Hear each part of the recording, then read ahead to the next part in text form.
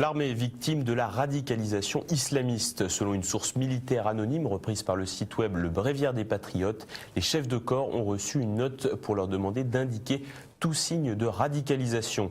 Des soldats auraient déjà été écartés des rangs.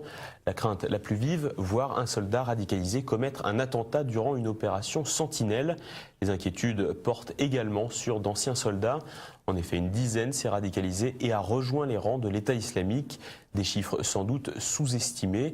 En 2015, le politologue et spécialiste de l'islam Olivier Roy expliquait qu'il y aurait près de 10 à 15% de musulmans au sein de la Grande Muette, un chiffre appuyé par le nombre croissant d'aumôneries musulmanes.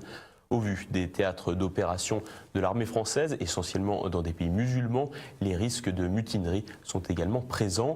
Contrairement à ce que l'on pourrait penser, le phénomène n'est pas si récent. En 1990, le colonel Yves Biville, chef du centre d'études sur la sélection du personnel de l'armée de terre, avait remis un rapport au ministre de la Défense de l'époque, Jean-Pierre Chevènement.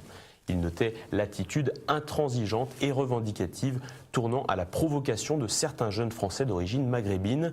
De même, il évoquait la surdélinquance au sein même de leur régiment.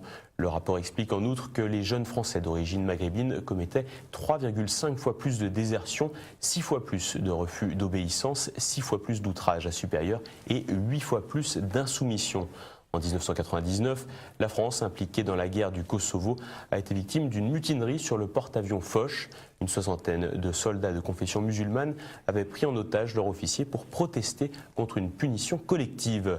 Une rébellion était survenue lorsque des super-étendards avaient frappé le Kosovo, considéré par les recrues musulmanes comme un sanctuaire islamique. En 2009, l'état-major a reconnu que 5 engagés volontaires de l'armée de terre avaient exprimé le souhait de ne pas partir en opération extérieure pour raisons confessionnelles. Il s'agissait de jeunes musulmans ne souhaitant pas combattre d'autres musulmans en Afghanistan. Plus récemment, des témoignages anonymes avaient évoqué un refus d'intervenir contre les terroristes en Syrie sur le porte-avions Charles de Gaulle.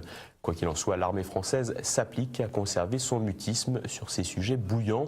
Sans doute estime-t-elle qu'il s'agit d'un constat d'échec dans son rôle de vecteur d'intégration.